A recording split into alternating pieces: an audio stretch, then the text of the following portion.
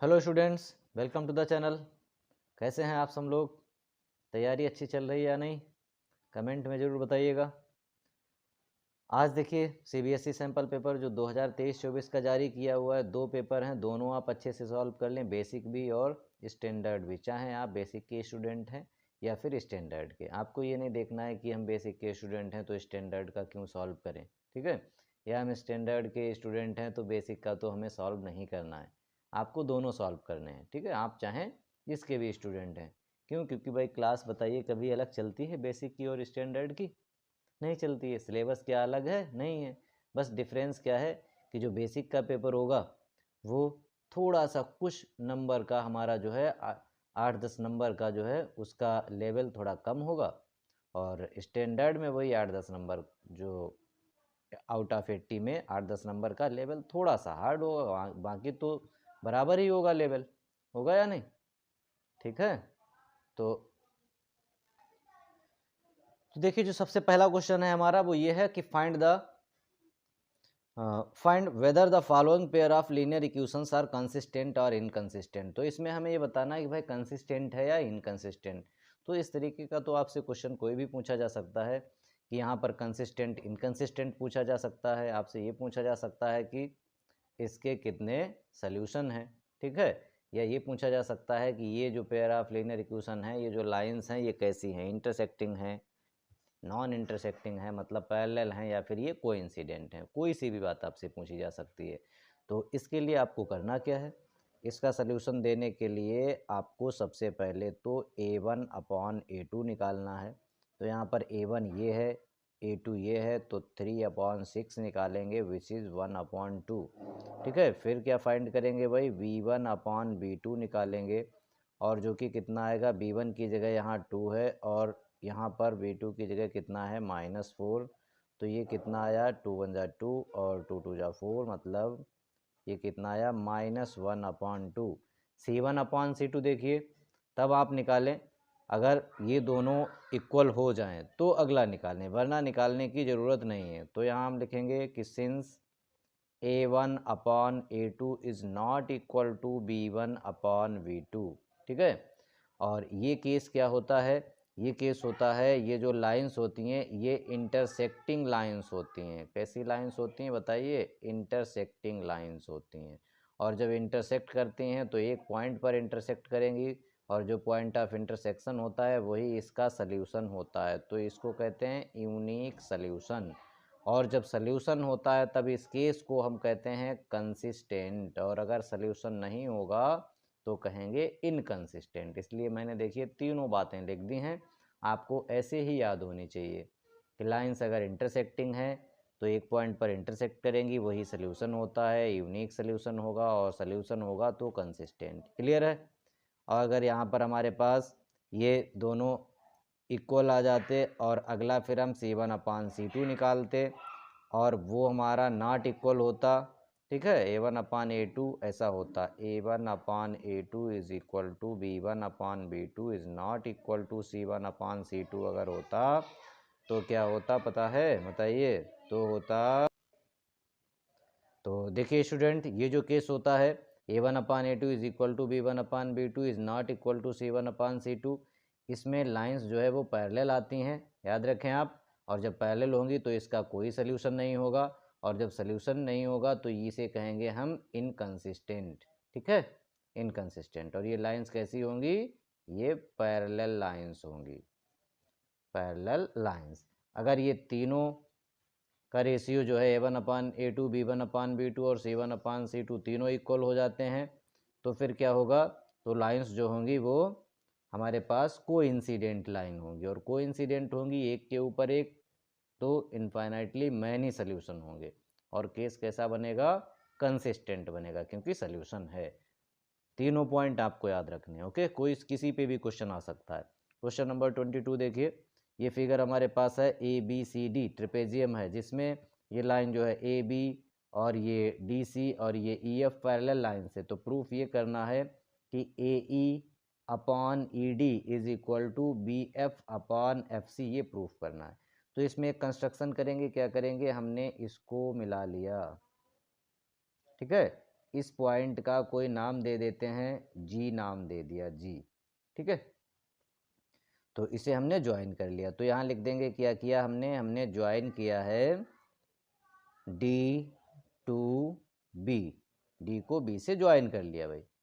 अब देखिए एक ट्रायंगल लेंगे पहले, कौन सा triangle, in triangle A D B, in triangle A D B, और इसमें ये जो ईजी लाइन है, ईजी, ये किसके पैरेलल है, ए बी के पैरेलल है भाई, ठीक है। इस वाले ट्रायंगल में ये जो ईजी है इसके पैरेलल है, क्यों पैरेलल है, क्योंकि ई एफ इसके पैरेलल थी, देखिए ये तीनों पैरेलल है, ठीक है।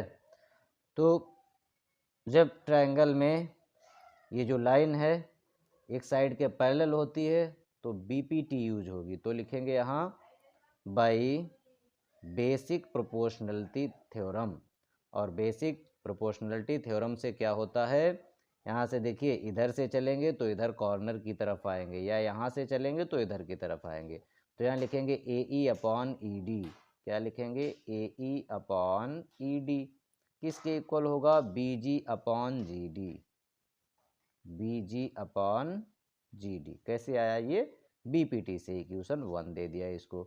दूसरा ट्रायंगल देखिए कौन सा, in triangle D C B, in triangle D C B, triangle में लाइन बताएंगे कौन सी पैरेलल है, ये जो जी एफ है पैरेलल है एक साइड के डी सी के, जी एफ पैरेलल है किसके, डी सी के, क्यों पैरेलल है भाई, क्योंकि ये इसके पैरेलल है, ये डी सी जो है वो ई एफ के पैरेलल है, देखिए तो यहाँ से ये जो ई एफ का ही तो पार्ट है जी एफ, तो ये डी सी जी एफ के भी पैरेलल हो गई।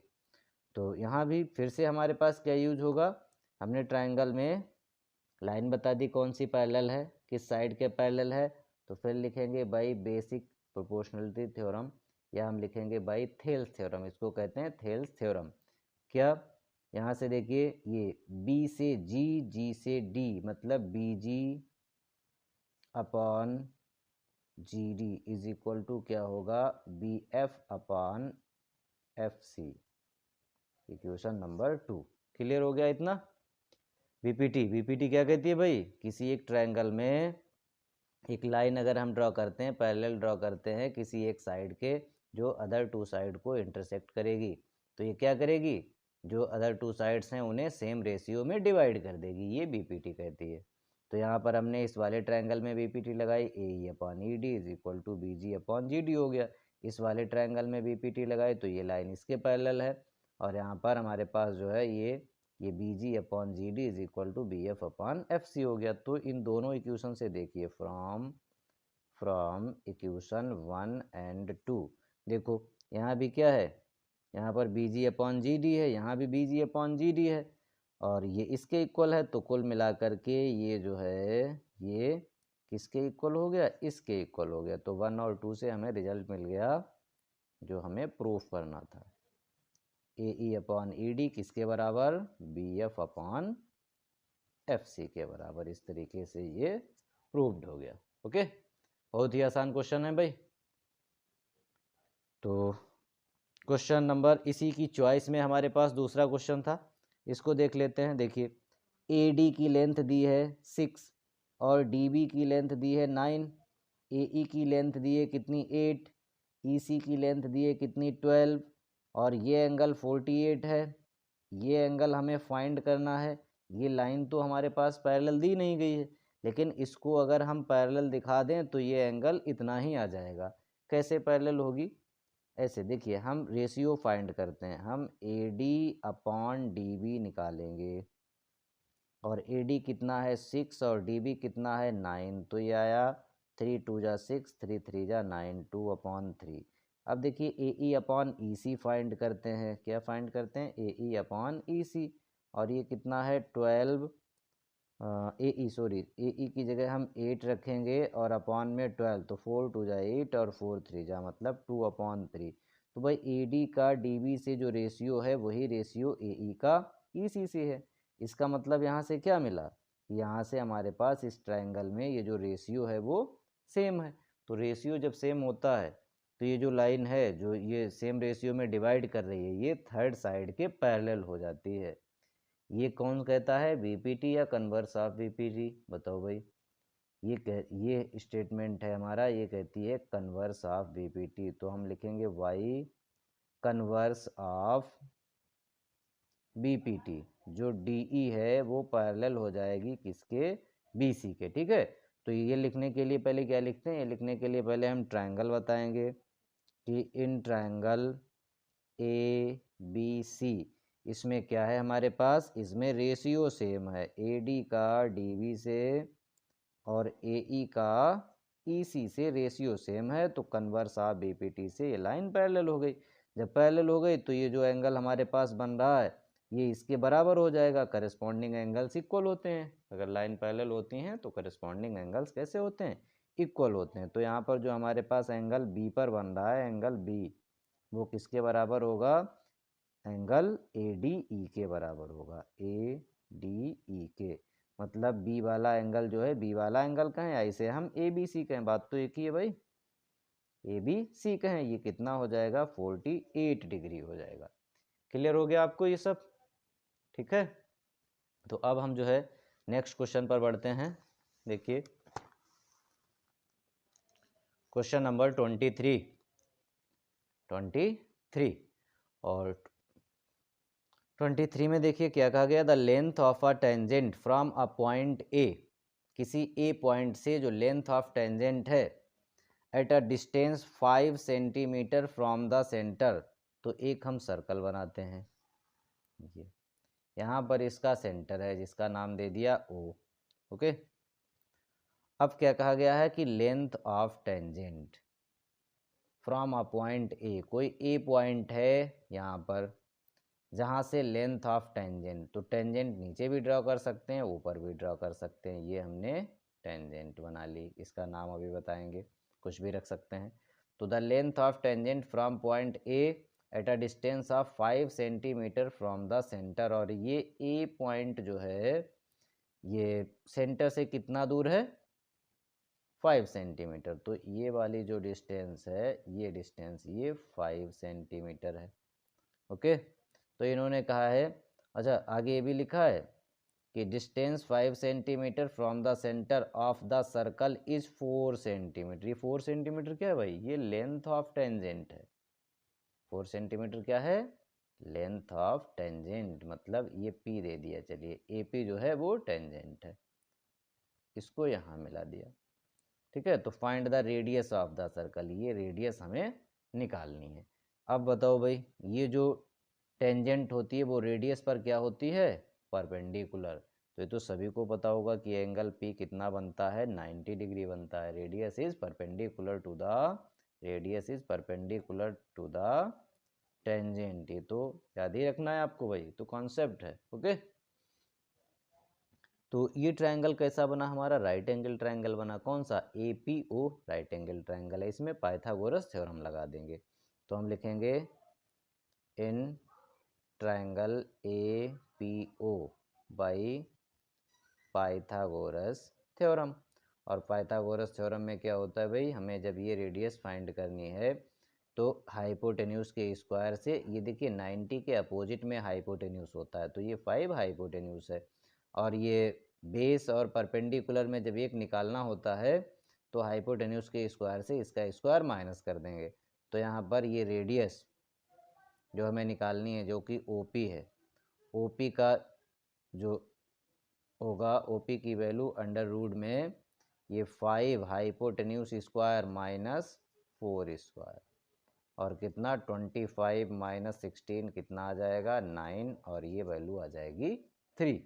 क्लियर है, तो रेडियस आ गई हमारे पास, रेडियस कितनी आ गई 3। चलिए इसको फाइंड करते हैं, evaluate sine square 60 degree, value put कर देनी है, सिंप्लीफाई कर लेना है बस, और कुछ नहीं है भाई। तो साइन 60 की वैल्यू कितनी होती है बताइए, √3/2, इसका स्क्वायर, साइन 60 का स्क्वायर ही साइन स्क्वायर 60 होता है। 2 10 45 की वैल्यू 1 होती है। cos 30 का स्क्वायर, cos स्क्वायर 30 का मतलब क्या होता है, cos 30 का स्क्वायर, और cos 30 की जो वैल्यू होती है वो कितनी होती है, √3/2 का स्क्वायर। अब देखो इसका स्क्वायर चाहे करो या ना करो, ये जैसा लिखा हुआ है वो पॉजिटिव का है, ये नेगेटिव का है, तो ये तो कैंसिल ही होना है भाई। बोलो क्या बचा, 2 बन जा 2, आंसर आ गया। लो क्लियर है। ठीक है, जो भी नए लोग हैं वो चैनल को सब्सक्राइब जरूर कर लें और अपने दोस्तों के साथ में वीडियो को शेयर करें। अच्छा, find the diameter of a circle whose area is equal to the sum of the areas of two circles of radii. तो ये रेडियस r1 ले लो, ये रेडियस को r2 लिख लेते हैं। क्वेश्चन में क्या कहा गया है कि डायामीटर बताओ एक सर्कल का और जिसका एरिया, तो यहाँ पर इसको ऊपर लगा देते हैं हम लोग, इस क्वेश्चन का सलूशन यहाँ पर कर देते हैं, क्वेश्चन नंबर 25 का। तो अकॉर्डिंग टू द क्वेश्चन क्या कहा गया है कि एक सर्कल का डायामीटर बताओ, तो इसकी रेडियस, ये डायामीटर है तो इसकी रेडियस को, यहाँ तो देखिए ये तो r1 और r2 लिख लिया है, इसकी रेडियस को हम r सपोज कर लेते हैं, इसकी रेडियस को r, जो जिस सर्कल का हमें डायामीटर बताना है। तो क्या कहा गया है यहाँ पर कि ये जो सर्कल का एरिया है, area of circle is equal to sum of the areas of two circles. ठीक है, तो एक सर्कल का एरिया A1, दूसरे सर्कल का एरिया हमने A2 और इसके सर्कल के एरिया को कैपिटल A लिख लेते हैं। तो फार्मूला देखिए, पाई r1 square plus pi r2 square, इसकी रेडियस आ जाएगी, इसकी रेडियस आ जाएगी, और इसके लिए पाई r स्क्वायर, इसकी रेडियस को हमने r सपोज किया है। Let the required radius of the circle is small r। तो पाई ले लो कॉमन बाई इधर, और पाई से ये पाई कैंसिल हो जाएगा, तो पाई से जब पाई कैंसिल हो जाएगा तो यहाँ पर रहेगा r square is equal to r1 square plus r2 square, और r1 की जगह कितना है 40 का स्क्वायर, प्लस r2 की जगह कितना है 9 स्क्वायर। 40 का स्क्वायर देखिए, 4 का स्क्वायर करेंगे 16 और 2 जीरो लग जाएंगे, 9 का स्क्वायर करेंगे 81। ठीक है, ये r स्क्वायर की वैल्यू है, यहाँ सॉल्व कर लेते हैं भाई। r square is equal to 1681, तो r की वैल्यू अंडर रूट 1681 आ जाएगा। ठीक है, और इसका स्क्वायर रूट निकाल लेंगे आप। क्लियर, कैसे निकालेंगे, डिवीजन मेथड से निकालेंगे, ज़्यादा आसान पड़ेगा। देखिए डिवीजन मेथड से आपको बता देते हैं, यहाँ पर 1681 लिखेंगे, दो दो का पेयर बनाते हैं पीछे से, और ये 4 4 जा 16 लिखा। अब देखिए ये 81 पूरा पेयर आता है, और ये 4 और 4 ये 8, 1 यहाँ भेजेंगे 1 यहाँ भेजेंगे, तो हमारे पास कितना 81 का 1 से मल्टीप्लाई 81, मतलब 41 आ गई रेडियस। ओके, ये हमारा सल्यूशन हो गया है 25th क्वेश्चन का। इसी की चॉइस में है chord of a circle of radius 10 centimetre. ठीक है, chord of a circle of radius 10 centimetre, subtend a right angle at the centre. तो रेडियस कितनी है यहाँ पर 10 सेंटीमीटर है, तो बना देते हैं, फिगर बना लेंगे तो ज़्यादा समझ में आएगा भाई। और subtend a right angle at the centre, एक कॉर्ड है, जैसे ये कॉर्ड है ए बी, सेंटर पर कितना एंगल बना रही है, राइट एंगल 90 डिग्री बना रही है, 90, सेंटर वो ले लिया। Find the area of the minor segment, minor segment कौन सा है भाई, ये नीचे जो मैं शेड कर रहा हूँ ये माइनर सेगमेंट है, इसका एरिया निकालना। यहाँ बीच में एक पॉइंट ले लेते हैं कोई P, तो माइनर सेगमेंट का एरिया निकालने के लिए क्या करेंगे, ये शेडेड पार्ट का एरिया, ये माइनर सेगमेंट है। तो देखो भाई, area of minor segment is equal to area of sector, कौन सा sector, O A P B, ये पूरे सेक्टर का एरिया माइनस इस ट्रायंगल का एरिया, कर दो area of sector O A P B, और इसमें से कौन सा घटा दो, ए आर, ये शॉर्ट में लिख दिया, area of triangle A O B. ठीक है, एरिया ऑफ ट्रायंगल, चलिए नीचे लिख देते हैं यहाँ पर minus area of triangle A O B. ठीक है, इंपॉर्टेंट क्वेश्चन है भाई, आपसे कोई सा भी पूछा जा सकता है। क्या पूछा जा सकता है? माइनर सेगमेंट का एरिया, या फिर मेजर सेगमेंट का एरिया, या फिर माइनर सेक्टर का एरिया, या फिर मेजर सेक्टर का एरिया, यही क्वेश्चन बनेंगे। ठीक है, तो माइनर सेगमेंट का एरिया यहाँ से यहाँ तक, सेक्टर का एरिया निकालो, माइनस ट्रायंगल का ये एरिया आप अलग अलग निकाल सकते हैं, माइनस कर दीजिए, वरना एक साथ में। सेक्टर का एरिया का फॉर्मूला क्या होता है भाई? Theta upon 360 into pi r square. तो यहाँ पर फार्मूला लिख लेंगे, और यहाँ थीटा की जगह कितना है? 90 है, अपॉन में 360 इंटू पाई आर स्क्वायर। ठीक है, माइनस ट्रायंगल यहाँ पर कैसा है? ध्यान रखिएगा, ट्रायंगल राइट एंगल्ड है, तो ये रेडियस ही, ये 10 सेंटीमीटर है, ये भी 10 है, रेडियस ये बेस हो जाएगी, ये परपेंडिकुलर। ठीक है, और अगर 60 डिग्री एंगल सेंटर पर बने तो ये इक्विलेटरल ट्रायंगल बन जाता है। तो यहाँ पर 1/2 बेस यहाँ पर, और हाइट, बेस यहाँ पर 10 है और हाइट भी 10 है, फाइंड कर लेते हैं भाई, ये हो गया 4। तो यहाँ पर कितना? 1/4, और पाई की जगह यहाँ यूज करना है 3.14, आर स्क्वायर की जगह 10 इंटू 10, माइनस यहाँ पर देखिए कितना, यहाँ भी हमारे पास कितना है? 10 इंटू 10 और अपॉन में 2, तो इसको कैंसिल भी कर सकते हैं, 2 5 जा 10 और ये 50 आ जाएगा। ठीक है, इसमें क्या करेंगे? 2 2 जा 4, 2 5 जा 2, 5 जा, तो ऊपर 25 आया, इंटू 3.14 आया, कितना आया? 3.14 इंटू 25 और माइनस 50, तो ये मल्टीप्लाई करके आप माइनस कर देंगे तो आंसर मिल जाएगा। ठीक है, ओके।